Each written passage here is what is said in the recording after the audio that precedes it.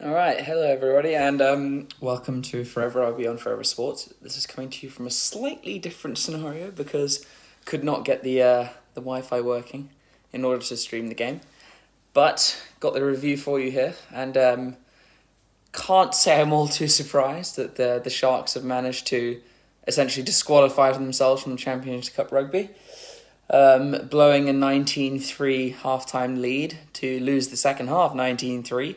And draw 22 all to Munster. I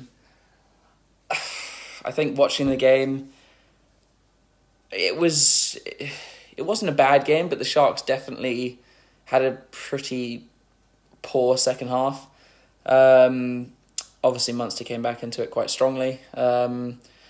I personally watching a couple of snips of the game that I could get to. It looked like when Coe and Bosch went off, everything kind of fell out of place with Chamberlain moving to fly half. Obviously didn't help with Fassi getting a yellow card pretty much a minute after half time.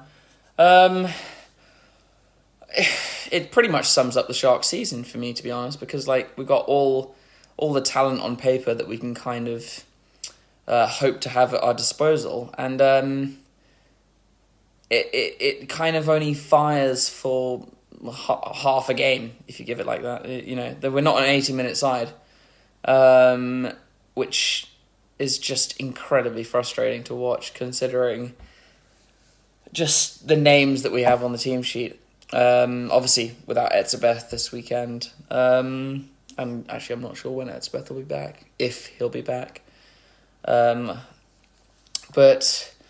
it's kind of for I suppose for a Sharks fan, it's more of the same, just expecting more than we know we're going to get from them.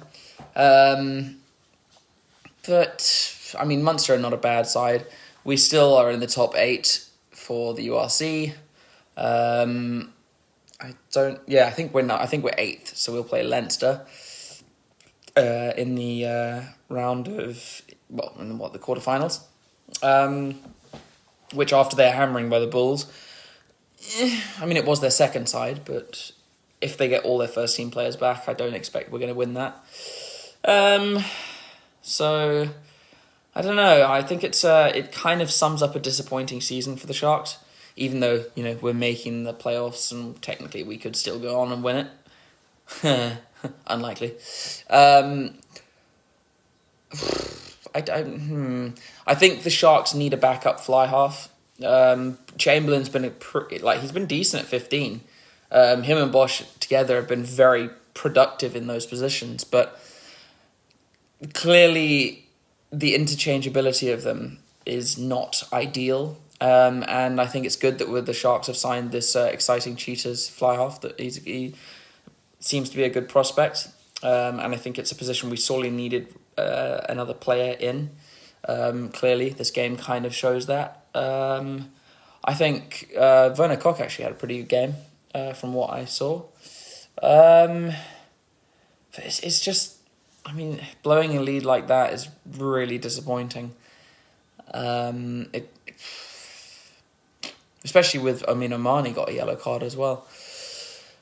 There's not much to say about it except just it's more of the same from the Sharks, if not, It's much like when we used to get to the semi-finals in Super Rugby and then get blown absolutely to hell. I remember that one year we got beaten in the semis 42-0 or something by the Hurricanes, and it was just why did we bother getting here? I don't know. I don't really know where the Sharks go from here. I mean, obviously, I don't think Paul True is a bad coach, but I'm not sure if it's team cohesion, spirit of the club, or if it's just an American investor just throwing money at it hoping it will stick, which clearly against Leinster, the likes of Leinster and other teams that are very up there with the best clubs in the world, is not necessarily going to work, at least not immediately anyway. So hopefully next season, we're not out of anything yet, but hopefully from next season we can start stronger, and build a better platform, because at the moment it's been a really up and down season with having like a first team, second team. Second team been pretty useless this season, and the first team kind of